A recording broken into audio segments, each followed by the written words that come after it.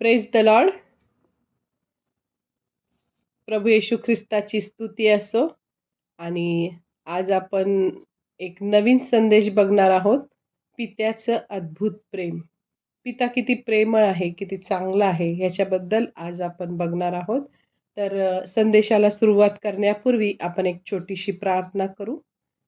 परम पवित्र पिता प्रभू येशू ख्रिस्त, पवित्र आत्मा, त्रैक्य देवाला मान, महिमा, गौरव, सन्मान युगानुयुग असो. बाप्पा, आज हे जे काही वचन आम्ही शिकणार आहोत त्यासाठी प्रभू आमच्या सर्वांचे आध्यात्मिक कान तू उघड, आध्यात्मिक डोळे तू उघड, प्रत्येकाचं आध्यात्मिक जे काही हृदय आहे ते तू उघड आणि तुझं वचन समजून घेण्यास लागणारी बुद्धी शक्ती तू आम्हाला पुरव.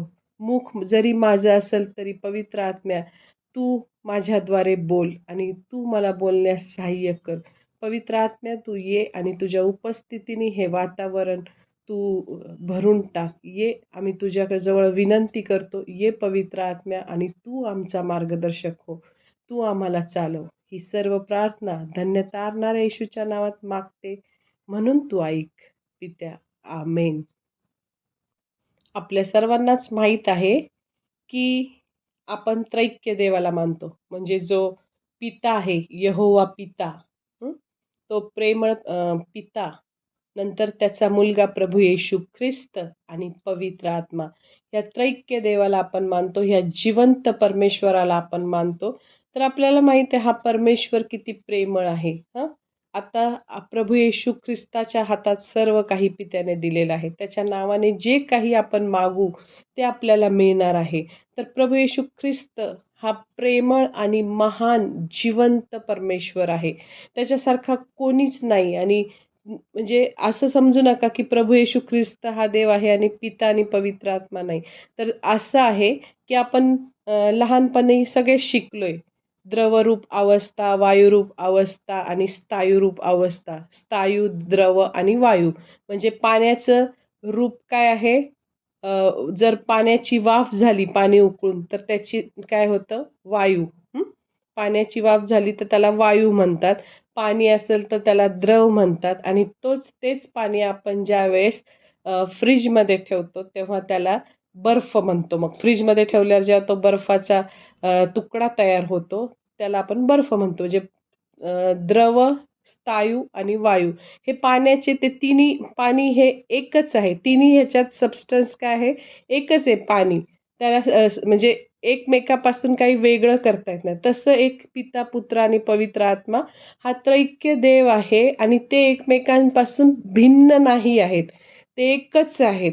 पण आपल्याला हे त्यांची वेगवेगळी कार्य आहेत. पहिल्या मोशेच्या काळात पिता येत होता आणि नाही का त्या दर्शन मंडपावर छाया करत होता आणि हे आपण सगळं पित्याचं बघितलं. आणि आता नंतर मग पित्याने काय केलं? पुत्राला पाठवलं. मग पुत्र गेला ज्यावेळेस स्वर्गात त्याचं स्वर्गारोहण झालं येशूचं, त्यावेळेस त्यांनी आपल्या मदतीसाठी पवित्र आत्मा काय केला आहे? पाठवला आहे. तर हा त्रैक्य देव, म्हणजे जरी मी येशू म्हटलं तरी हे तिघही त्यात येतात. म्हणजे आपण ते एक समजून घेऊनच चालू की येशू किंवा पिता किंवा पवित्र आत्मा हे एकच आहे. आणि सगळ्यात जास्त आता सर्व स्वर्गात, येशू म्हटला की स्वर्गात आणि पृथ्वीवर सर्व अधिकार मला दिलेला आहे. तर आता आपण या पित्याबद्दल किंवा पुत्राबद्दल ह्या सगळ्या गोष्टी आज आपण काय करणार आहोत? बघणार आहोत. त्यांनी आपल्यावर किती प्रेम केलं, काय केलं, हे आपण बघणार आहोत. तर प्रभू येशू ख्रिस्त हा सर्वात प्रेमळ, जिवंत, महान परमेश्वर आहे. त्याच्यासारखा कुणीच नाहीये. तो राजांचा राजा आणि प्रभूंचा प्रभू आहे. तोच आदी आणि अंत आहे. तोच अल्फा आणि ओमेगा आहे.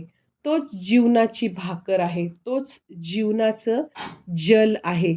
आपल्याला प्रत्येक आपला स्वतःचा जो एक श्वास आपण घेतो, तो प्रत्येक श्वास आपल्याला देवाकडून मिळतो. आणि देवाने आपल्याला असं केलेलं आहे की तो देव आपलं नाव घेऊन आपल्याला काय करतो? बोलावतो. आणि आपण देवाला निवडलेलं नाही, तर तो म्हणतो, तू मला निवडलं नाही तर मी तुला निवडलं आहे. तोच येशू आपल्याला सांभाळतो, आपल्याला माफ करतो, आपल्याला पापांपासून शुद्ध करतो. आपल्यात कितीही वाईट असेल, आपण कितीही वाईट असेल, तर आपल्यातला वाईटपणा काढून आपल्यातून चांगुलपणा काय करतो? चांगुलपणा आणतो आपल्यामध्ये आणि तोच येशू जिवंत परमेश्वर आहे आणि आपला उद्धार त्याच्यापासूनच होतो आणि आपण काय तोच खरा द्राक्षवेल आहे. तोच अनाथ, विधवा आणि कंगालांचा पण परमेश्वर आहे. तो अनुग्रहकारी, तो प्रेमळ आणि सर्व गुणसंपन्न असा देव आहे. सर्व शक्तिशाली, सर्वव्यापी असा तो आपल्याला देव मिळालेला आहे. त्याच देवाने आपल्याला आपलं नाव घेऊन बोलावलं आहे.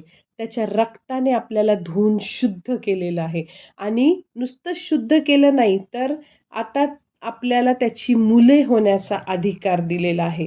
तर वचनात असं सांगितलं आहे, की एक वेळ आईला म्हणजे जी आई आपल्या मुलाला जन्म देते, बाळाला जन्म देते, त्या आईला दूध पिणाऱ्या बाळाचा विसर पडेल.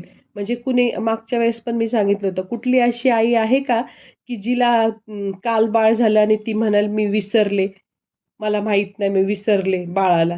तर नाही, ती आई एक वेळ मी मागच पण सांगितलं होतं, की ती आई दिवस-रात्र दिनाबद्दलच्या ज्या संदेशात मी सांगितलं, की ती 6 महिने झोपत सुद्धा नाही, फक्त 1-2 तास झोपती. म्हणजे ती आई, जी आई आपलं सर्वस्व त्या बाळासाठी नाही का, म्हणजे ती दिवस-रात्र एक करून ते बाळाला ती काय करते, सांभाळती. तर देव म्हणतो, ती आई जर एवढं चांगलं सांभाळती बाळाला, तर ती म्हणजे ती मानव आहे. ती म्हणजे पापी स्वभावामधून आलेली आहे. पण तरीसुद्धा कुठल्याही धर्मातली असू दे, ती आई अशाच काय प्रकारे विश्वासणारी असू दे, नाही तर नसू दे, ती काय करते, सगळीकडची जी आई आहे, ती अशी वागते, की आपल्या जन्मदात्या असं वचनात काय लिहिलंय, एक वेळ आईला आपल्या जन्मदात्या बाळाचा विसर पडेल, पण मी तुला कधीही विसरणार नाही. म्हणजे किती त्या पित्याचं प्रेम आहे. आईचं जे प्रेम आहे त्याच्या 100 पट प्रेम आपल्या पित्याचं आपल्यावर आहे. नंतर मग तो काय म्हणतो आपल्याला नेहमी, "मी तुला कधीच सोडणार नाही, मी तुला कधीच टाकणार नाही." म्हणून आपल्याला कुणी मित्र-मैत्रिणी असू दे, आई-वडील असू दे किंवा नसू दे किंवा कुणीही कुठलंही नातं आपल्याला असू दे किंवा नसू दे, पण देव आपल्याला कधीही सोडणार नाही. अनेक लोकं निराश होतात. मला ह्यानी सोडलं, मला त्यानी सोडलं, ह्यानी मला धोका दिला, त्यानी मला धोका दिला, असं झालं, तसं झालं. तरी आपल्याला माहीत आहे आपला जिवंत परमेश्वर आपल्याबरोबर आहे, तर आपण कशाला कशाची काळजी करायची? आपण खंबीरपणे उभं राहायचं, की सगळ्यांनी मला सोडलं तरी चालेल, पण माझं देवाचं वचन जे आहे ना, त्याच्यावर मी विश्वास ठेवणार, की तो म्हणतोय, "मी तुला कधीही सोडणार नाही आणि मी तुला कधीही टाकणार नाही." ह्याच्यावर विश्वास ठेवायचा आणि खंबीरपणे आपण काय करायचं, राहायचं. परत तो आपल्याला असंही म्हणतो, की "मी आता तुमच्यासाठी स्वर्गात काय करायला जातो? जागा तयार करायला जातो आणि जिथे मी आहे, तिथं तुम्ही पण राहावं." कशासाठी तो जागा तयार करायला जातो? की जिथं मी राहतो, म्हणजे तो ज्या स्वर्गात, ज्या सोन्याच्या महालात, सोन्याच्या रस्त्यावर पाय ठेवून, सोन्यावर पाय ठेवून तिथं चालतात. सोन्याचे रस्ते आहेत स्वर्गामध्ये. म्हणजे आपण जिथं ज्या धातूला, सोन्याला इथं आपण मौल्यवान समजतो. लॉकरमध्ये 2-2 अ, लॉक करून ठेवतो. अशा सोन्याला आपण तिथं पायाखाली काय म्हणणार त्याच्यावर चालणार आहे आपण. म्हणजे इतका तो महान देव आहे आपला. तर मग इथं काय सांगितलेलं आहे, म्हणतो की मी तुमच्यासाठी स्वर्गात जागा तयार करायला जातो. का तर जिथे मी आहे तिथे तुम्ही पण राहावे. म्हणजे जर आता समजा आई-वडील समजा एका छान बंगल्यात राहतात आणि मुलगा कुठेतरी शिक्षणाला गेलाय, हं, आणि तो तिथं एखाद्या छोट्याशा हॉस्टेलमध्ये, झोपडीसारख्या हॉस्टेलमध्ये राहतोय. तर आई-वडिलांना असं वाटेल का, तो कायम तिथंच राहावा किंवा एखादं काम करतोय, तिथं मग त्याला राहायला जागा नाही म्हणून तो वाईट अवस्थेत तिथं राहतोय. पण आई-वडील मात्र एकदम छान बंगल्यामध्ये राहतात. आई-वडिलांची इच्छा काय असते, की आपला मुलगा आपण जिथं राहतो, आपण जसं व्यवस्थित राहतो, आपण जसं बंगल्यात राहतो, आपल्याला जशा सगळ्या सुखसोयी आहेत, तशाच सुखसोयी आपल्या मुलांना पण असाव्यात. मग तशीच येशूची इच्छा आहे, की जिथे मी आहे तिथे तुम्ही पण राहावं. मग अशा प्रकारे तो आपल्यासाठी काय करायला गेलेला आहे, जागा तयार करायला गेला. ह्या जीवनात नसू दे तुमच्याकडे घर. समजा नसलं, कधी-कधी कुणाचं होत नाही घर शेवटपर्यंत. हं, भाड्याच्या घरात राहतात. पण नाही झालं तरी काय हरकत नाही. काळजी करू नका. आपल्याला कुठं घर आहे? स्वर्गात आपल्यासाठी आपल्या येशूने सोन्याचा महाल बांधलेला आहे आणि तिथं आपल्याला जाऊन राहायचं. इकडचं जीवन तर आपल्याला माहीत नाही किती दिवसाचं आहे. आहे की नाही? 60-70 वर्ष. पण स्वर्गात आपल्यासाठी मस्त महाल बांधलेला आहे. मग जर आपण येशूवर विश्वास ठेवणारे असू, तर आपण जगात सगळ्यात आशीर्वादित लोक आहोत. सर्वात धनवान लोक आहोत. आपण कधीही गरीब राहणार नाही. हां? आणि दुसरं काही मिळालं नाही तरी चालेल, पण येशू जर तुमच्या जीवनात असेल, येशू जर तुम्हाला मिळाला असेल, तर तुम्हाला सर्वस्व मिळालं असं समजा. हं? कारण खरा आनंदाचा जो उगम आहे, तो येशू आहे आणि तो खरा आनंद जर तुम्हाला मिळाला ना, तुम्हाला जगातला कुठलाच आनंद तुम्हाला घेऊशी वाटणार नाही. जर तुमच्याकडे येशू असला ना, तुम्हाला सर्व व्यर्थ वाटेल. कुठं फिरायला जाणं व्यर्थ वाटेल. नंतर मग कुठलंही म्हणजे मैत्रीमधलं नात्यामधला म्हणजे तुम्ही करा मैत्री, तात्पुरतं ठेवा. पण कुठल्याही गोष्टीपेक्षा जास्त, कुठल्याही नात्यापेक्षा जास्त तुम्हाला त्या नात्यात गोडवा वाटेल. हं? मग आपण काय करतो, थोडंसं अलिप्त जीवन जगतो. जेव्हा आपण देवामध्ये येतो, तर आपल्याला टाईमपास करायला आवडत नाही. आपल्याला कुठेही म्हणजे रविवारच्या दिवशी कुठंही फिरायला जायला आवडत नाही. समजा आपल्या जॉबवरचे लोकं जर आपल्याला म्हटले, "चला बाबा रविवारी आम्ही फिरायला चाललो." तर आपण काय म्हणतो, "नाही, मी नाही म्हणजे मी येऊ शकत नाही कारण माझं चर्च असतं." म्हणजे आपल्याला त्या देवाच्या नात्यापुढं बाकीची सर्व नाती काय वाटतात म्हणजे म्हणजे आपल्याला कमी वाटतात. पण देवाचं जर प्रेम आपल्याला मिळालं, तर आपण कधीही म्हणजे निराश होणार नाही. मग आपण जर येशूमध्ये असलो, तर काय होतं बरं? तर अनेक वेळा समाजात, नंतर मग नातेवाईकात आपल्याला बोललं जातं. हं? की काय बोललं जातं, की आपल्याबरोबर अफवा पसरतात. हं? की आपल्या जवळचे नातेवाईक, मित्र-मैत्रिणी आपल्याला काय करतात, सोडतात आणि आपल्याला म्हणतात, की ते नाही का आपल्या विरुद्ध निंदा करतात, की नाही का आपल्या विरुद्ध वाईट लबाडीने बोलतात आणि तिथं लिहिलंय काय बोलतात, की खूप धार्मिक झाली, खूप चर्चला जायला लागली, खूप देव करायला लागली. पण खूप देव करायला लागला. हं? असं सगळेजण बोलतात. पण आपण त्याच्याकडं लक्ष द्यायचं नाही. आपण देवाचं वचन म्हणायचं आणि आपल्याला जर देवाचं वचन माहीत असेल, तर आपण ह्या क्षुल्लक गोष्टीकडं लक्षही देणार नाही. कारण देवाचं वचन आपल्याला माहीत आहे, की देवाच्या वचनात स्पष्ट सांगितले मत्तेमध्ये, की येशू म्हणतो, "जेव्हा माझ्यामुळे लोक तुमची निंदा व छळ करतील, तुमच्या विरुद्ध वाईट लबाडीने बोलतील, तेव्हा तुम्ही धन्य." आनंद करा, उल्हास करा, कारण स्वर्गात तुमचं प्रतिफळ मोठं आहे. मग आपल्याला धन्य म्हटलंय, ब्लेसेड म्हटलंय, आशीर्वादित म्हटलंय. लोकांनी निंदा केली तरी चालेल, आपण आपल्या येशूला सोडायचं नाही. 1 पेत्र 5वा अध्याय आणि 7व्या वचनात पण लिहिलेलं आहे. त्याच्यावर तुम्ही आपली सर्व चिंता टाका, कारण तो तुमची काळजी घेतो. म्हणजे तो आपली काळजी घेतो, आपली सगळी दुःख दूर करतो, आजार दूर करतो, सगळ्या आपल्या वाईट गोष्टी तो काय करतो? दूर करतो. नंतर इर्मया 31:3 मध्ये पण म्हटलं आहे, परमेश्वर म्हणाला, "मी सार्वकालिक प्रेमवृत्तीने तुझवर प्रेम करीत आलो, म्हणून मी तुला वात्सल्याने जवळ केलं आहे." म्हणजे त्याचं प्रेम एवढं मोठं आहे ना, की त्याला करोडो वेळा जरी धन्यवाद म्हटलं दिवसातून, तरी ते कमी पडेल असं त्याचं प्रेम आहे. आणि आपला तो एकदम अद्भुत असा दयाळू, प्रेमळ, कृपाळू देव आहे. हं. तो आजार बरे करणारा आहे, आजार देणारा नव्हे. हं. क्रुसावर ज्यावेळेस येशूला टांगणारे जे लोक होते, ते लोकं धार्मिक लोकं होते आणि त्यांनी येशूला क्रुसावर खिळलं. कारण तो बोलला होता, की "मी परमेश्वराचा पुत्र आहे." मग तो खरंच बोलला होता ना. त्याला ते विचारायचे, "तू कोण आहेस?" तर तो म्हणायचा, "मी परमेश्वराचा पुत्र आहे." तर मग त्यावेळेस तो परमेश्वराचा पुत्र आहे, हे त्यांना काय पटलं नाही आणि त्यामुळे त्यांनी काय केलं, त्याला क्रुसावर टांगलं.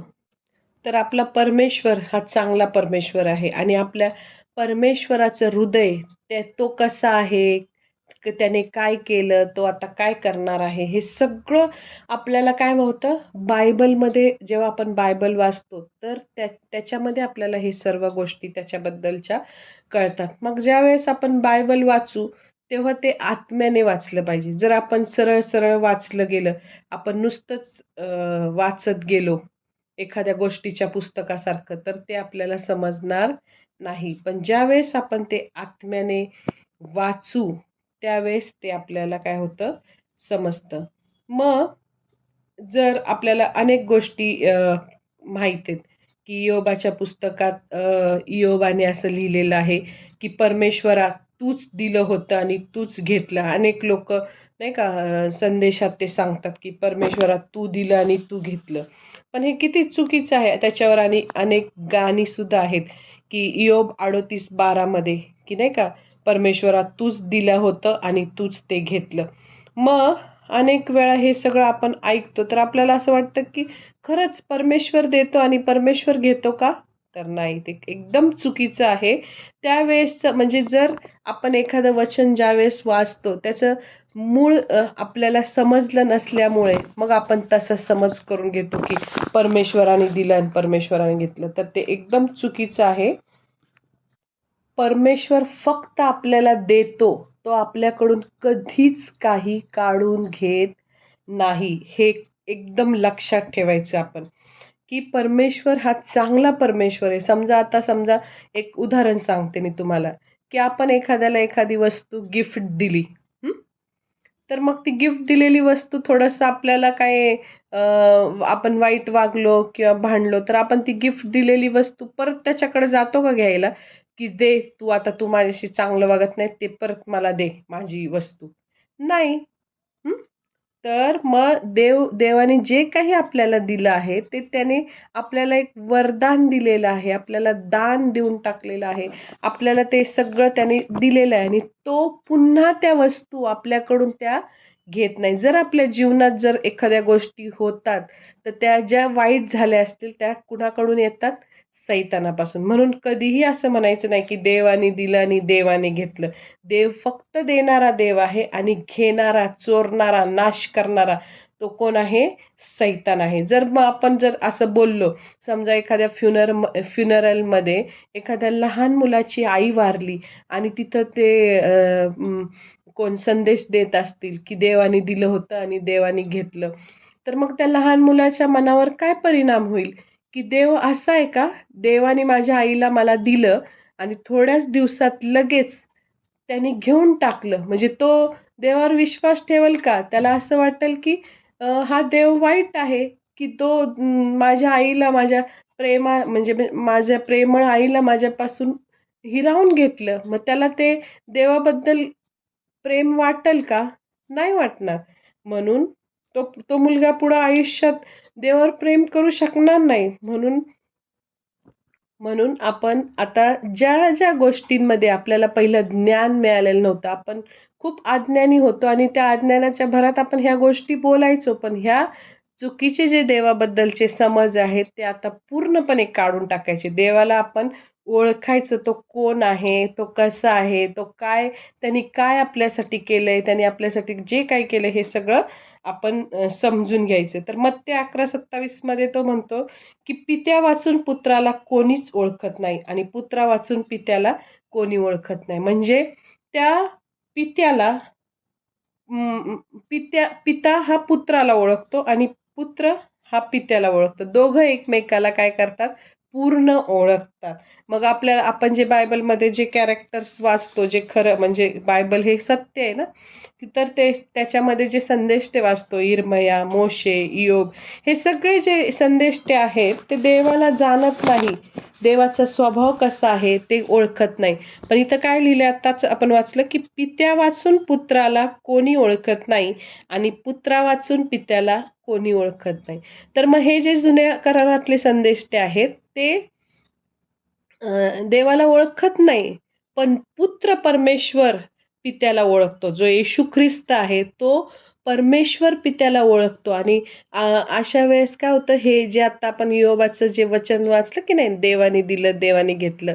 तर मग ते काय करतात, काही लोकं काय करतात, वरचा खालचा रेफरन्स सोडून काय करतात, एखादं मधलंच वचन पाठवतात, की त्यात देव शासन करणारा आहे, देव घेणारा आहे. अशा चुकीच्या पद्धतीने देवाच्या वचनाचं काय होतं, फॉरवर्ड केले जातात. त्यामुळं आपण काय करायचं, जे काही आपल्याला आपण तपासून पाहायचं, की तो जे वचन लिहिलेलं आहे त्याच्या वरचा रेफरन्स काय आहे, खालचा रेफरन्स काय आहे, कुठल्या उद्देशाने हे वचन लिहिलं गेलं आहे, आणि मग ते हे करायचं. मग जेव्हा आपण देवाची प्रतिमा, मग त्यामुळं ज्या वचनं असे अर्धवट पाठवलेले असतात, तर त्याच्यामुळं देवाची प्रतिमा काय होती, अनेक लोकं स्वतःच्या मनामध्ये चुकीची करून घेतात. म्हणजे आत्म्याविना जेव्हा नुसतं आपण शब्द वाचतो, ते बायबलमधले जेव्हा आपण नुसते शब्द वाचतो एखाद्या गोष्टीच्या पुस्तकासारखे, तेव्हा आपल्याला ते देवाचं हृदय कळत नाही. ते यहुदी शास्त्री परुषी लोकं पण तसेच होते. त्यांना ते काय आत्म्याने वाचत होते का बायबल? नाही. तर ते नुसते त्यांचं तोंडपाठ होतं बायबल. पण त्यांना देवाचं हृदय, देवाचा स्वभाव, देवाचं प्रेम त्यांना कळलं नाही. आणि त्याच धार्मिक लोकांनी, वाईट लोकांनी नाही, चोर डाकूंनी नाही येशूला क्रुसावर खेळलं, की ज्यांना बायबल पाठ होतं, जुना करार, त्या लोकांनी येशूला काय केलं, क्रुसावर लटकवलं. पण ज्यावेळेस येशू देहात म्हणजे ज्यावेळेस परमेश्वर येशूच्या रूपात देहामध्ये आला, तेव्हा त्या लोकांना समजलंच नाही, की खुद्द परमेश्वर आपल्या पापांसाठी पृथ्वीवर त्यांच्यामध्ये वस्ती करण्यासाठी आला. तरी त्यांना कळलं नाही. आणि ते त्यांना कळलं नाही म्हणून त्यांनी काय केलं, त्याला येशूला क्रुसावर काय केलं, लटकवलं. जर तुम्ही योबाचं पुस्तक नीट वाचलं, तर तुम्हाला नीट कळेल, की योबाला कोणी त्रास दिला, त्याचं सर्वस्व कोणी काढून घेतलं, हे तुम्हाला माहीत असेल, की देवाने त्याला सर्व दिले, ते सैतानाने त्याचं सर्व काढून घेतलं. पण देवाने मात्र त्याला पुन्हा दुप्पट दिलं. असा आपला परमेश्वर आहे, अद्भुत.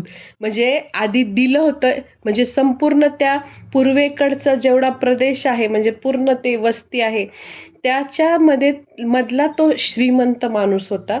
आणि आधी देवाने त्याला दिलं होतं, ते सैतानाने काढून घेतलं. आणि मग देवाने नुसतं पुन्हा तेवढंच नाही दिलं, तर दुप्पट देणारा आपला काय आहे, देव आहे. तर पित्याला ओळखण्याचा एकच मार्ग आहे, आणि तो म्हणजे प्रभू येशू ख्रिस्त. तो येशूच पित्याला प्रगट करतो. म्हणजे जे जुन्या करारात आपण बघितले, मोशे, एलिया, योब, ह्या सेवकांनी देवाला प्रगट केलं नाही, तर नव्या करारात प्रभू येशू ख्रिस्ताने पित्याला प्रगट केलं आहे. तर आपण इथं येशूने ज्यावेळेस तो जगात आला, त्यावेळेस त्याने कशा प्रकारे पित्याचा प्रसार केला, हे आपण आता बघणार आहोत. आपण लूक 4 अध्याय 17 ते 20 हे वचनं काढू. मी 16व्या वचनापासून वाचते. लूक 4, 16 ते 20. मग ज्या नासरेतात तो लहानाचा मोठा झाला होता, तेथे तो आला आणि आपल्या परिपाठाप्रमाणे शब्बात दिवशी सभास्थानात जाऊन वाचावयास उभा राहिला. तेव्हा यशया संदेष्टाचा ग्रंथपट त्याला देण्यात आला. त्याने तो उलगडून जे स्थळ त्यात असे लिहिले आहे, परमेश्वराचा आत्मा माझ्यावर आला आहे, कारण दीनास सुवार्ता सांगण्यास त्याने मला अभिषेक केला. त्याने मला पाठवले आहे, ते अशासाठी की धरून नेलेल्यांची सुटका व आंधळ्यास पुन्हा दृष्टीचा लाभ ह्यांची घोषणा करावी. ठेचले जात आहे त्यास सोडून पाठवावे. परमेश्वराच्या प्रसादाच्या वर्षाची घोषणा करावी. मग ग्रंथपट गुंडाळून व तो सेवकास परत देऊन तो खाली बसला, आणि सभास्थानातील सर्व लोकांची दृष्टी त्याच्यावर खेळली. मग तो त्यास म्हणू लागला, की हा शास्त्रलेख आज तुम्ही ऐकत असतानाच पूर्ण झाला आहे. आमेन. एवढे वचन वाचले आणि तो थांबला. येशूला माहित होतं कुठं थांबायचं. आणि मग ते वचन आहे यशया 61:2. 61:1 आणि 2 मध्ये हे वचन लिहिलेलं आहे. ते आपण वाचू. प्रभू परमेश्वराचा आत्मा मजवर आला आहे, कारण दिनास शुभवृत्त सांगण्यास परमेश्वराने मला अभिषेक केला आहे. भग्न हृदयी जनास पट्टी बांधावी, धरून नेलेल्यास मुक्तता व बंदिवाना संबंध मोचन, सॉरी, एक शब्द चुकला, बंदिवानास बंधमोचन विदित करावे, परमेश्वराच्या प्रसादाचे वर्ष. मग आता इथं येशूने प्रसादाचं वर्ष घोषित करावे असं लिहिलेलं आहे. तिथपर्यंत वाचलं आणि लगेच ग्रंथपट बंद केला. पण इथं त्याच्या पुढं आहे की परमेश्वराच्या प्रसादाचे वर्ष व आमच्या देवाचा सूड घेण्याचा दिवस विदित करावा. मग परमेश्वराने, येशूने ते कट केलं पूर्ण, की आमच्या देवाचा सूड घेण्याचा दिवस विदित करा. म्हणजे जे योग्य आहे, म्हणजे जे काय काय त्यांनी सांगितलं की परमेश्वराचा आत्मा मजवर आला आहे, दिनास शुभवृत्त सांगण्यास परमेश्वराने मला अभिषेक केला आहे, भग्न हृदयी जनास पट्टी बांधावी, धरून नेलेल्यास मुक्तता, बंदिवानास बंधमोचन विदित करावे, परमेश्वराचे प्रसादाचे वर्ष घोषित करावे. इथपर्यंत येशूने तिथं काय केलं, वाचलं. कारण जो येशू सतत परमेश्वर पित्याच्या म्हणजे जवळ असतो, ज्याने त्याला प्रगट केलेला आहे येशूने, तो क्रोध करणाऱ्या, सूड घेणाऱ्या परमेश्वराचा प्रचार करण्यासाठी आला नव्हता. येशूने ते शेवटचं वाक्य की परमेश्वराच्या सूड घेण्याचा दिवस विदित करावा, देवाचा सूड घेण्याचा दिवस विदित करावा, हे वाक्य तिथं कट केलं आणि तो थांबला आणि म्हणाला की आज हा शास्त्रलेख तुम्ही ऐकत असतानाच पूर्ण झाला आहे. का बरं येशूने पूर्ण वचन बोललं नाही? कारण तो पित्याला जाणतो. तो सतत, म्हणजे जेव्हा पृथ्वीची निर्मिती झाली, आपण योहानामध्ये वाचतो पहिल्याच अध्यायामध्ये की शब्द देव होता, शब्द देवासह होता. म्हणजे शब्द म्हणजे कोण? येशू ख्रिस्त, देवाचं वचन. की येशू ख्रिस्त हा देवाबरोबर त्या काळापासून होता. म्हणजे सगळ्यात, म्हणजे तिघं एकच आहेत ना. मी तुम्हाला मुद्दाम ते पाणी, बर्फ, वायू ह्याचं सांगितलं. तर तो त्याच्याबरोबर होता. तो सतत त्या देवाला जाणतो आणि जे त्याच्याकडे आहे तोच तो सांगणार ना, तेच घोषित करणार ना. मग येशूने पूर्ण वचन बोललं नाही, कारण तो पित्याला जाणतो. पिता पूर्ण प्रेमाने भरलेला देव आहे हे त्याला माहीत आहे. म्हणून त्यांनी काय केलं, तिथं काय केलं, ते वचन स्टॉप केलं. परत आपण नव्या करारात पण बघतो की शिष्य येशूला म्हणतात, कुठल्या तरी ते गावात गेलेले असतात आणि ते लोक सुवार्तेला विरोध करतात. मग लगेच ते शिष्य त्याला म्हणतात की ह्या लोकांनी तुझी सुवार्ता ऐकली नाही, आकाशातून अग्नीचा वर्षाव करून ह्यांचा नाश करायचा का? अग्नीचा वर्षाव करून ह्यांचा नाश करायचा का? तेव्हा येशू त्यांना रागवला आणि म्हणाला की तुम्ही कोणत्या आत्म्याने हे बोलता? हा परमेश्वराचा आत्मा नाहीये. म्हणजे काय येशूला दाखवायचं होतं की परमेश्वर हा प्रीतीचा आत्मा आहे, प्रेमाचा आत्मा आहे, दयेचा आत्मा आहे, कृपेचा आत्मा आहे. आणि ते शिष्य तर विरुद्ध सांगतात की ह्यांनी सुवार्थ ऐकली नाही म्हणून त्यांच्यावर अग्नीचा वर्षाव करून ह्यांचा नाश करायचा का, असं ते विचारतात. तेव्हा मग येशू त्यांना नाही का रागवतो. कारण मनुष्याचा पुत्र कोणाचा नाश करायला आला नाही, तर तो सर्वांना सार्वकालिक जीवन देऊन प्रत्येकाला वाचवण्यासाठी दिले, घेऊन, म्हणजे वाचवण्यासाठी आलेला आहे. आणि तो नेहमी सगळ्यांना उत्कृष्टच देतो. त्याच्याकडे जे जातात ना ते असे साधे राहत नाही. त्याच्याकडे जातात ना, जर गरीब असताना आपण त्याच्याकडे गेलो ना, आपण गरीब राहत नाही. तो सर्वांना एकदम हाय लेवलला नेऊन बसवतो. तो त्यांना जगात मान सन्मान देतो. आता त्याच्याप्रमाणे पेत्र बघा म्हणाला, ज्यावेळेस पेत्र सुंदर नावाच्या दरवाजाजवळ जातो तेव्हा तो लंगड्या भिकारी आशेने नाही का त्यांना मागतो. तर तो म्हणतो आमच्याकडं काही नाही, पण जे आमच्याकडं आहे ते आम्ही तुला देतो, आणि उठ आणि प्रभू येशू ख्रिस्ताच्या नावाने चालू लाग, असं तो म्हणतो की नाही. मग त्याच्याकडे जे आहे तेच तो सांगणार ना. पित्याकडे प्रेम आहे तेच त्यांनी प्रगट केलं, आणि मग त्याच्याकडे आपल्यासाठी उन्नती आहे, आपल्याकडे आपल्यासाठी प्रमोशन आहे, आपल्यासाठी श्रीमंती आहे, आपल्याला देण्यासाठी त्याच्याकडे आशीर्वाद आहे, बरकत आहे, आरोग्य आहे, भरपुरी आहे.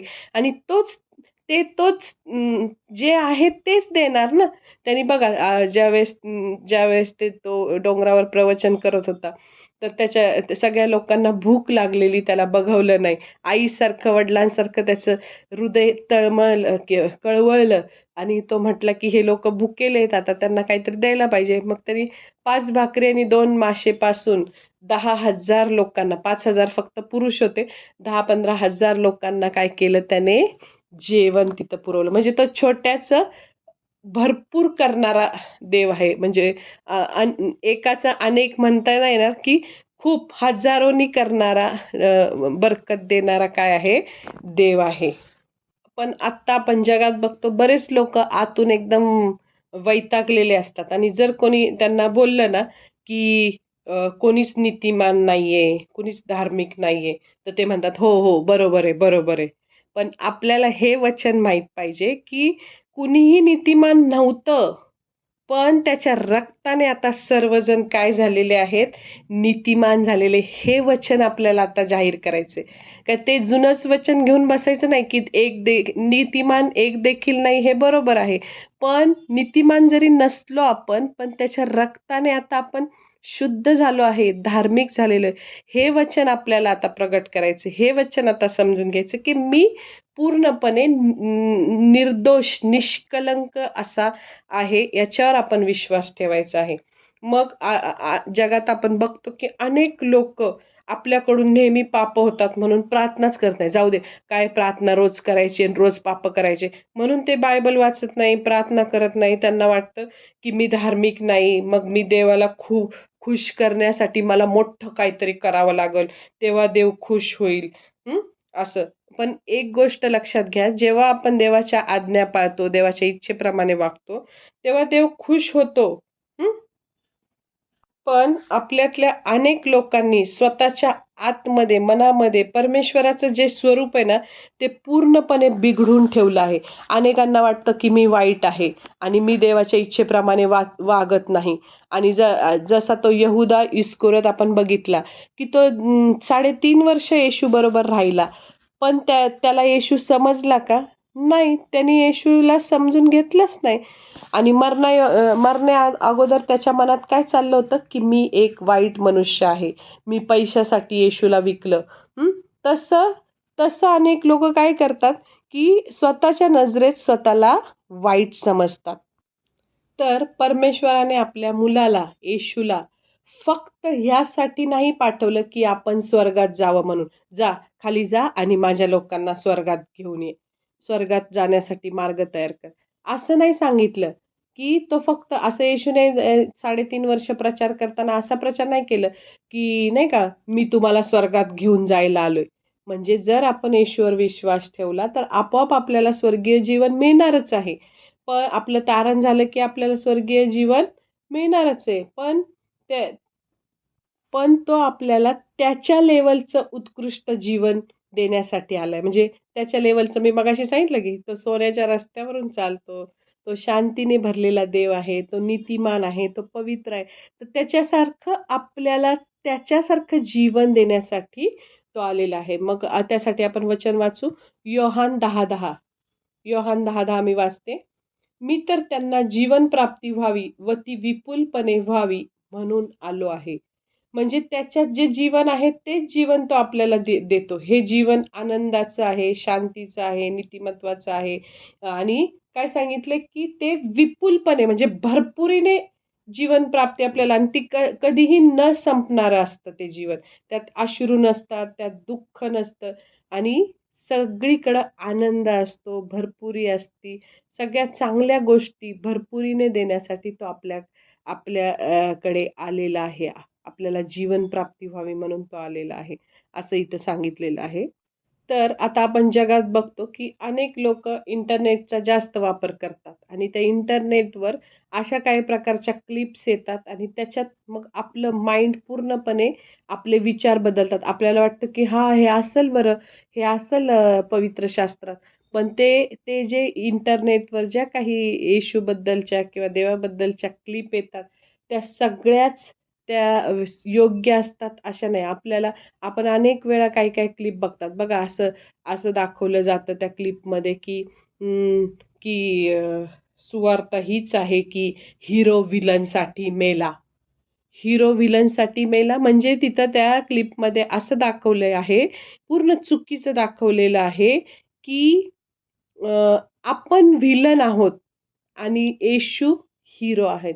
मग ही पूर्णपणे चुकीची सुवार्ता लोकांच्या डोक्यामध्ये घालण्याचा प्रयत्न केलेला आहे. आता जी खरी सुवार्ता आहे, ती मी पुन्हा एकदा तुम्हाला समजून सांगते.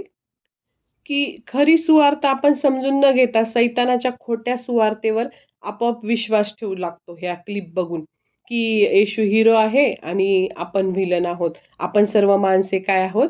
व्हिलन आहोत. आणि हिरो वाईट व्हिलन लोकांसाठी म्हणजे व्हिलन काय असतात?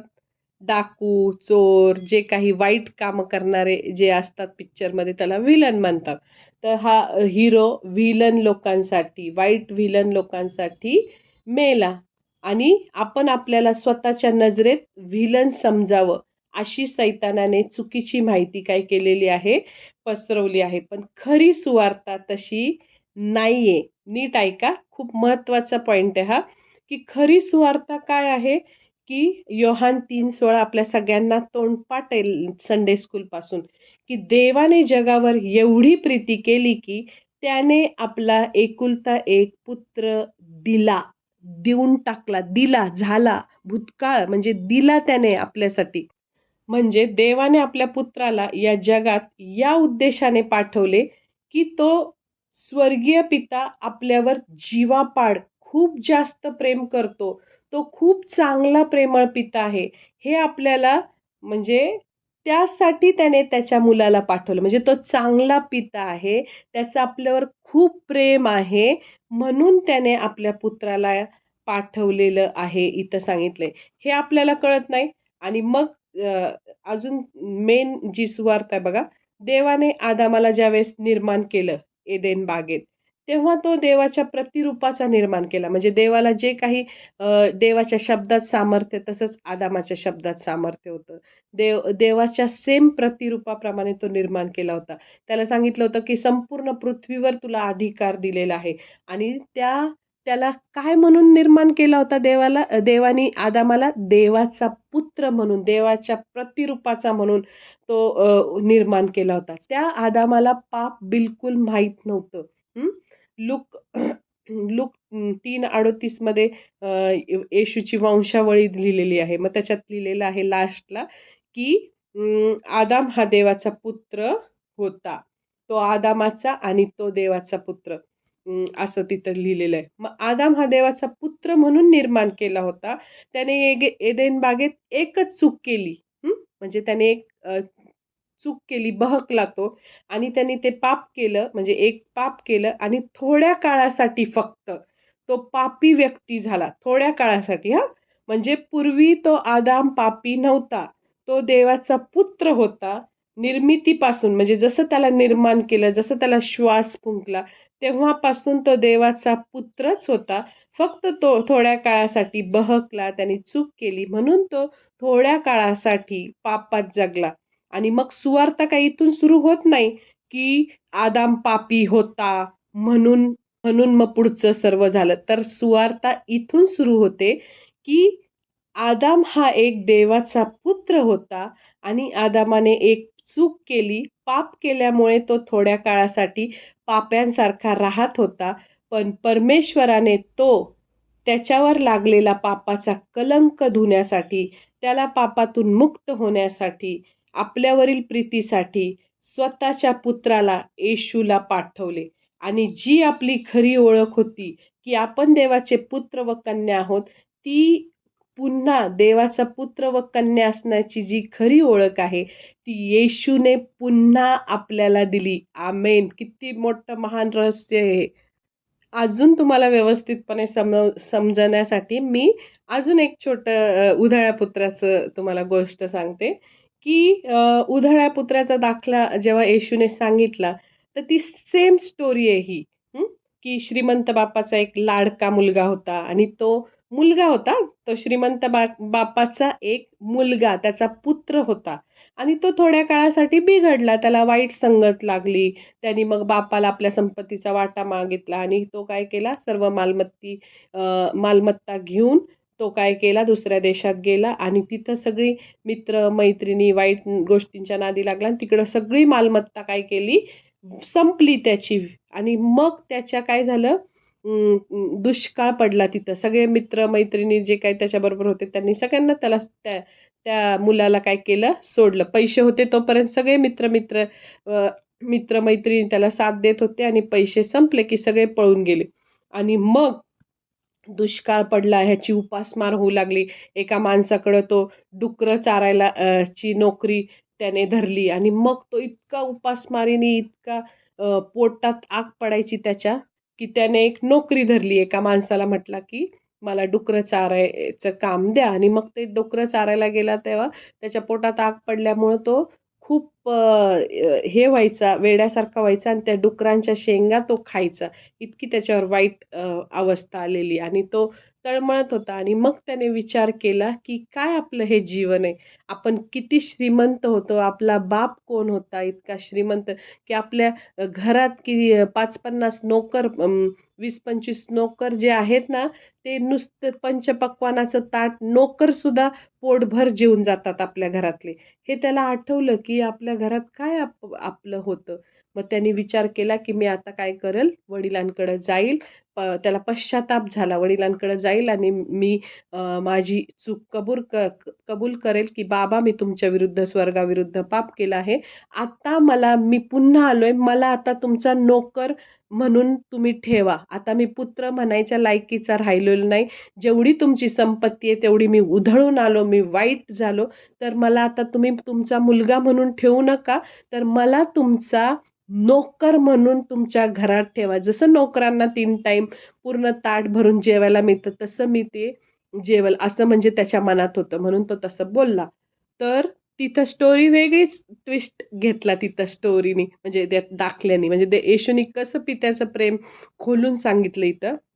मग तो तिथं तसं ज्यावेळेस जात असतो तो उधळ्या पुत्र घरी, तर तो बाप रोज येऊन चौकामध्ये जिथं रस्ता होता तिथं येऊन थांबायचा. त्याला एक आशा होती, की माझा मुलगा जरी बिघडलाय, जरी चुकलाय, कधी ना कधी माझ्याकडे येणार.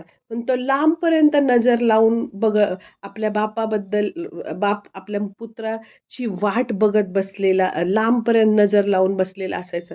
तर ज्यावेळेस तो चालत येत असतो की नाही, तर तो चालत येत असताना त्याने बरोबर ओळखलं, की हा माझा काय आहे, मुलगा. मग तो जसा जवळ-जवळ येतो, हा धावत वडील काय करतो, पित्याचं दर्शक दाखवलंय, की वडील धावत जातो आणि काय करतो, त्याच्या गळ्यात पडतो, त्याला मिठी मारतो, त्याचे मुके घेतो. तो डुकरांच्या सहवासात राहिलेला मुलगा होता. बाप श्रीमंत होता आणि त्याचे म्हणजे नाही का, किती दिवस अंघोळ केली नसेल, म्हणजे खूप वाईट त्याचे कपडे असतील, घाण असेल, पण तो त्याची कशाची पर्वा करत नाही आणि आपला पुत्र म्हणून त्याच्या गळ्यात पडतो. ते मग हा त्याला म्हणतो, की "मी स्वर्गाविरुद्ध तुमच्या विरुद्ध पाप केलं आहे. मी तुमच्या पुत्र म्हणून घेण्याच्या लायकीचा नाहीये, पण मला तुमचा नोकर म्हणून ठेवा." पण वडील त्याचं ऐकतात का? सगळ्यांना माहिती आहे ही स्टोरी. हा दाखला, की वडील त्याचं ऐकत नाही. वडील त्या नोकरांना म्हणतात, "इकडे या, सगळ्या माझा मुलगा बघा आलाय. लवकर काय करा तुम्ही, सगळेजण या, सगळे त्याला अंघोळ घाला, स्वच्छ करा, त्याच्या पायात जोडे घाला, त्याला हातात अंगठी घाला, त्याला चांगले वस्त्र घाला एकदम जरीचे आणि एक पुष्ट वासरू कापा आणि एक मोठी मेजवानी द्या." पूर्वीच्या काळी असं होतं ना, की जर एखादं पाप झालं असेल, तर त्या त्या एखाद्या जनावराचं रक्त काय करायचं, वाहायचं आणि मग त्याच्या पापाबद्दल रक्त अर्पण करून त्यात पुन्हा त्याच्या पापाबद्दल क्षमा मिळायची.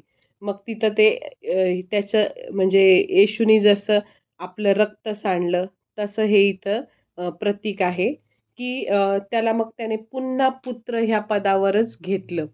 म्हणजे त्यांनी त्याला नोकर म्हणून घेतलं का, ठेवलं का आपल्या घरात, की जा. त्याला त्या सांगितलं, की "तू एवढे पाप केले, तू एवढी संपत्ती केली, जा आता मी तुला घेणार नाही." त्याला काहीच बोलला नाही. "जा आता नोकराचं काम कर, नोकरांबरोबरच राहा." तो पुत्र होण्याचा जो अधिकार त्याच्याकडे जो होता, बापाचा तो मुलगा होता, हं. आणि त्याच मुलाचा अधिकार पुन्हा त्याला दिला. पुत्र म्हणून त्याला काय केलं? त्याने स्वीकारलं. मग सेम तसंच आपल्या बाबतीत घडलंय, की देवाने आपल्याला देवाच्या प्रतिरूपाचं, देवाचा मुलगा, मुलगी म्हणून निर्माण केलं होतं आणि थोड्या काळासाठी आपण त्या उधळ्या पुत्रासारखं पापात पडलो, पापात जगलो आणि मग आता पुन्हा पुत्राचा अधिकार देण्यासाठी येशू आला. त्याने त्याचं रक्त सांडलं आणि त्याच्या रक्त सांडल्यामुळे आता त्याने पुन्हा तो सैतानाच्या हातातला अधिकार, जे काही आपण स्वतःला सैतानाला हे करून टाकलं होतं ना, पापी झालो होतो ना, तो पुन्हा देवाच्या पुत्राचा अधिकार त्याने सैतानाकडून खेचून घेतला येशूने रक्त सांडल्यामुळे आणि पुन्हा आपल्याला देवाचा पुत्र केला. जसं उधळ्या पुत्र काय म्हणतात तो बिघडला होता आणि पुन्हा वडिलांकडे आला, पश्चाताप केला आणि मग त्याला परत पुत्र होण्याचा अधिकार मिळाला. तसंच आपण पुत्र होतो, थोड्या वेळ बिघडलो होतो आणि पुन्हा येशू आला आणि त्याने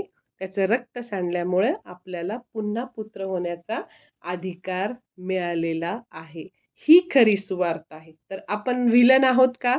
नाही. आपण देवाचे पुत्र होतो. थोड्या वेळासाठी उधळ्या पुत्रासारखं बिघडलो होतो आणि आता येशूने रक्त सांडल्यामुळे पुन्हा आपण देवाचे पुत्रच आणि कन्याच आहोत आणि आपल्याला सगळे जे त्याला अधिकार आहेत ते आपल्याला पण अधिकार मिळालेले आहेत. अशा प्रकारे पुत्राला पुत्राची जागा पुन्हा मिळाली, म्हणजे आपल्याला आपली जागा पुन्हा मिळाली. अनेकांना हे माहीतच आहे, की आपण म्हणजे आता ह्या सुवार्तेवरून पक्क लक्षात ठेवा, की मी परमेश्वराचा पुत्र आहे. मी परमेश्वर नेहमी माझ्याबरोबर आहे. परमेश्वर माझ्यावर खूप प्रेम करतो. परमेश्वराच्या दृष्टीने मी आता धार्मिक आणि नीतिमान आहे. बघा आता ज्यावेळेस येशू तिथं वर बसलेला आहे ना मध्यस्थी करण्यासाठी, देवपित्याच्या उजवीकडे तो मध्यस्थी करत बसलाय आपल्यासाठी. तेव्हा तो मध्यस्थी करताना काय म्हणतो? तो आपण कितीही पाप केले असतील, आपली कुठलीच पापं देवपिता आठवत नाही. तो म्हणतो, की माझ्या मुलाने ह्या लोकांसाठी काय केलेलं आहे? रक्त सांडलेलं आहे आणि हे पूर्ण धार्मिक, निष्कलंक, निर्दोष लेकरं आहेत आणि जेव्हा आपण तारण कबूल करू, म्हणजे आपण आपल्या तोंडाने जेव्हा उद्धाराची प्रार्थना करू, चांगलं वागू, जुनं जीवन सोडू, त्यावेळेस मग आपण काय होतो?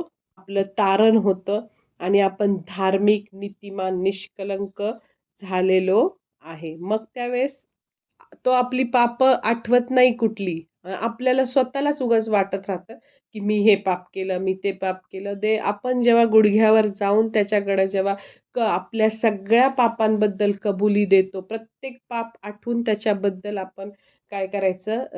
पाप कबुली करायची. लहानपणापासून आत्तापर्यंत जी पापं केली, नाही का, सगळी पापं तोंडाने कबूल करून त्याच्यापुढं सांगायची, क्षमा मागायची त्याला आणि मग त्याला तारणारा म्हणून तर आपण घोषित केलेलंच आहे. म्हणजे घोषणा करायची, त्याच्यावर विश्वास ठेवायचं, त्याला आवडेल असं जीवन जगायचं आणि तो आपल्याला कधीही सोडणार नाही, कधीही टाकणार नाही आणि तो तर म्हणतो, "तू माझ्या दृष्टीने अनमोल आहेस." कशाला बोलतात अनमोल? हिऱ्याला, मोत्याला हे अनमोल आहे, ह्याची किंमत नाही. तर त्याने आपल्यासाठी काय केलेलं आहे? स्वतःचं रक्त दिलेलं आहे. आपण पैशाने वस्तू विकत घेतो ना, पण त्यांनी पैशाने नाही, कुठल्याही गोष्टींनी नाही त्याने काय विकत घेतलं, तर त्याने स्वतःचं रक्त देऊन आपल्याला मोलाने विकत घेतलेलं आहे. बायबलमध्ये वाचा. मुद्दाम सैतान काय करतो? तुमच्या मनात असे विचार घालतो चुकीचे, की मी पापी आहे. मी परमेश्वरासमोर जाण्यास योग्य नाही. उगाच लोकांना असं वाटतं, की मी कुठं काय आज्ञापालन करतो, मी कुठं बायबल वाचतो, मी कुठं प्रार्थना करतो, मी असं आहे, मी तसं आहे, मी आज्ञापालन नाही केलं. मग असं हेच गोष्टी तो सैतान काय करतो? डोक्यात भरून ठेवतो. मग आज्ञापालन केलेलं नेहमीच चांगलं आहे. देवाला आज्ञापालन आवडतं. परमेश्वर त्याच्यामुळं खुश होतो. पण परमेश्वराचं प्रेम हे आपल्या आज्ञापालनावर अवलंबून नाहीये किंवा आपण किती भक्ती करतो त्याच्यावर पण अवलंबून नाही. जर आता एखाद्या आई-वडिलांना 2-3 मुलं असेल, एखादा मुलगा आज्ञापालन करतो, तर ते आई-वडील त्याच्यावर जरा थोडंसं जास्त कधी-कधी म्हणजे त्याला लाड करतात. पण प्रेम आई-वडिलांचं तिन्ही मुलांवर काय असतं?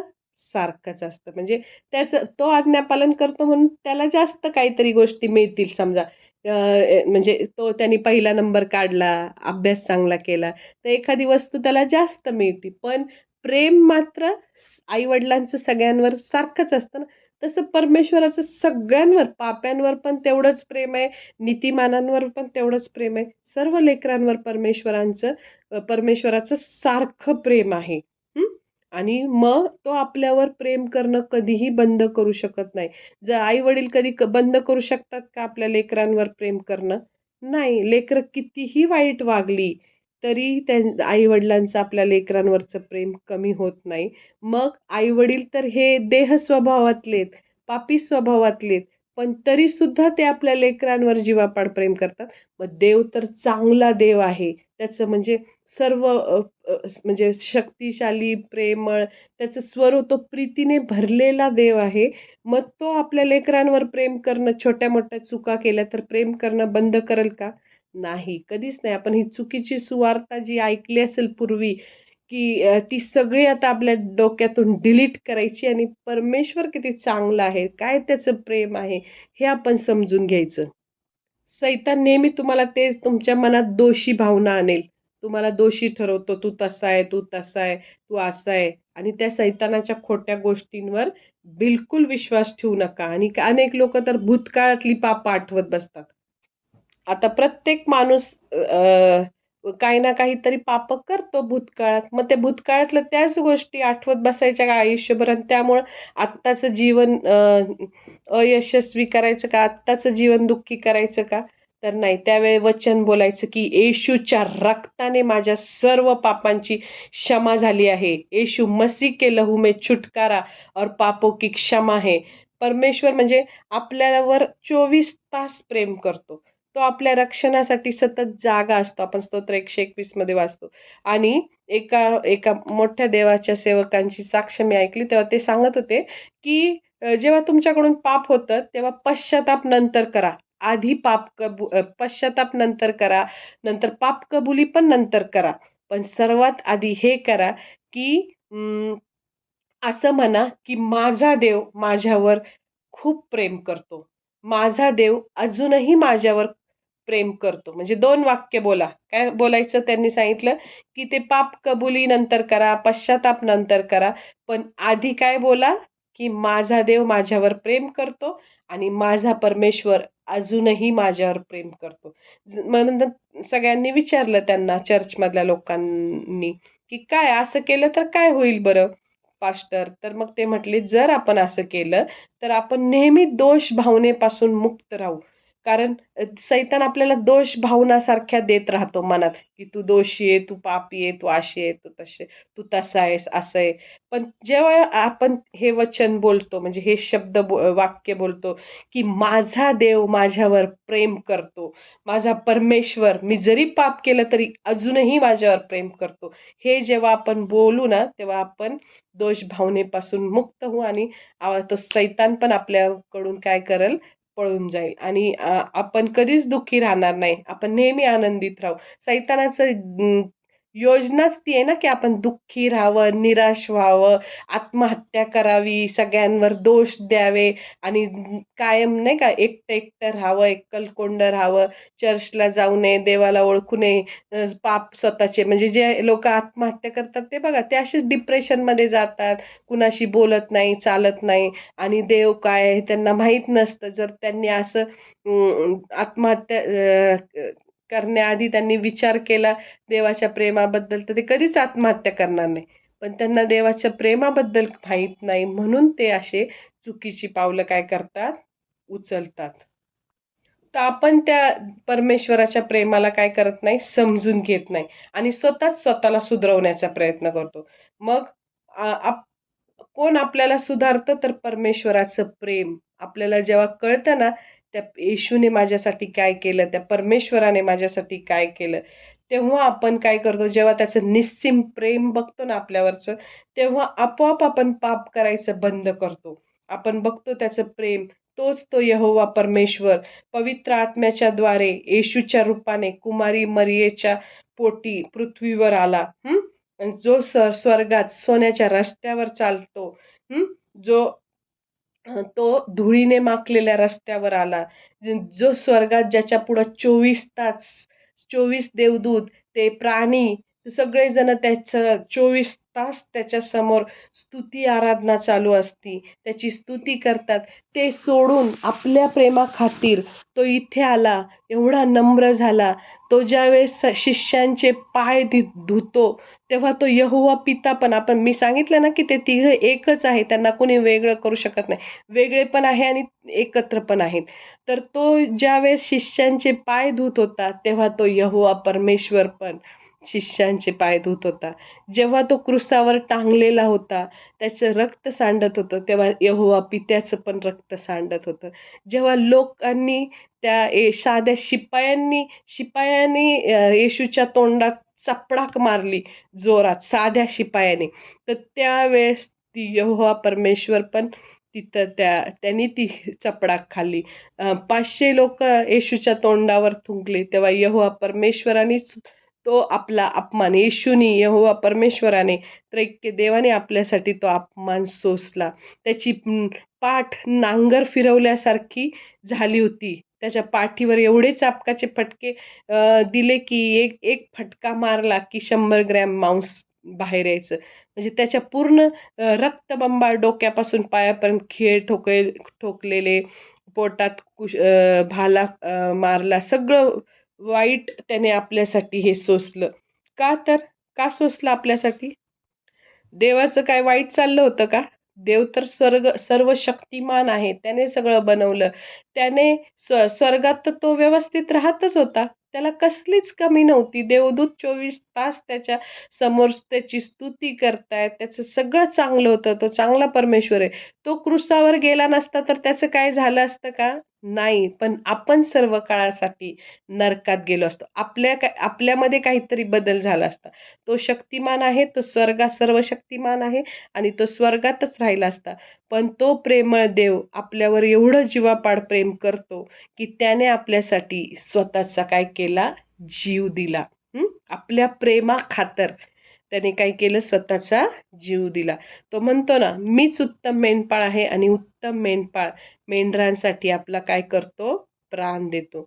आणि जेव्हा हे त्याचा त्याग, प्रेम, दया, करुणा आपल्याला कळते, तेव्हा आपण आपोआपच त्याच्यावर प्रेम करू लागतो. आपण आपोआपच पाप सोडून देतो, की नाही माझ्या देवाला हे आवडत नाही. माझा देव एवढा चांगला आहे ना, माझ्यासाठी त्यांनी सर्वस्व दिलं. रोम 8:32 मध्ये लिहिलेलं ना, की ज्यांनी आपला एकुलता एक पुत्र सुद्धा स्वतःसाठी राखून ठेवला नाही. त्यांनी आपल्यासाठी सर्वस्व दिलं. तर त्याबरोबर तो आपल्याला लागणाऱ्या इतर सर्व गोष्टी देणार की नाही? जर त्याने आपल्या सगळ्यात मौल्यवान असं काय आहे त्याचा पुत्र, तो जर आपल्याला दिला, तर आपल्याला इतर गोष्टी तो देणार नाही का? हं? तर अशा प्रकारे आपण ह्या आजच्या दिवशी परमेश्वर आपल्यावर किती जीवापाड प्रेम करतो, त्याचं किती अद्भुत प्रेम आहे आपल्यावर, हे त्याच्या प्रीतीविषयीचा संदेश ऐकला. मला विश्वास आहे की हा संदेश ऐकून अनेक लोक त्याच्या पित्याच्या, पुत्राच्या, पवित्र आत्म्याच्या प्रेमापासून जे वंचित असतील, ते त्याच्या प्रेमाला ग्रहण करतील. त्याच्यावर जसं तो प्रेम करतो, त्याच्यावर तसंच त्याच्यासारखं प्रेम करू लागतील. त्याच्या आज्ञा पाळतील, त्याच्यासाठी जगतील, त्याच्या नावासाठी उभं राहतील. त्याचं नाव सगळीकडं जावं म्हणून सुवार्ता प्रसार करतील आणि त्याच्या राज्यासाठी ते कायम उभे राहतील, असा माझा पूर्ण विश्वास आहे. कारण देवाने सांगितले, की पीक फार आहे आणि कामकरी काय आहेत? थोडे. आपल्या सगळ्यांना आता उभं राहायचंय. देवाची सेवा करायची आहे. शेवटचा काळ आलेला आहे. थोडेसेच दिवस राहिलेले आहेत आणि आत्ता आपण खूप टाईमपास केला आत्तापर्यंत. पण आता इथून पुढं टाईमपास करायचा नाही. वेळ मिळाला की बायबल वाचायचं, त्याला जाणून घ्यायचं, त्याला शोधायचं, त्याची सुवार्ता प्रसार करायचा, लोकांना येशूविषयी सांगायचं, त्याचं राज्य वाढवायचं, चर्चला जायचं, अनेक आत्मे त्याच्या राज्यासाठी आणायचं. अशा ह्या सर्व गोष्टी आपण करायचे. सर्वांनी हा संदेश ऐकला त्याबद्दल सर्वांचे खूप खूप धन्यवाद. Thank you. God bless you.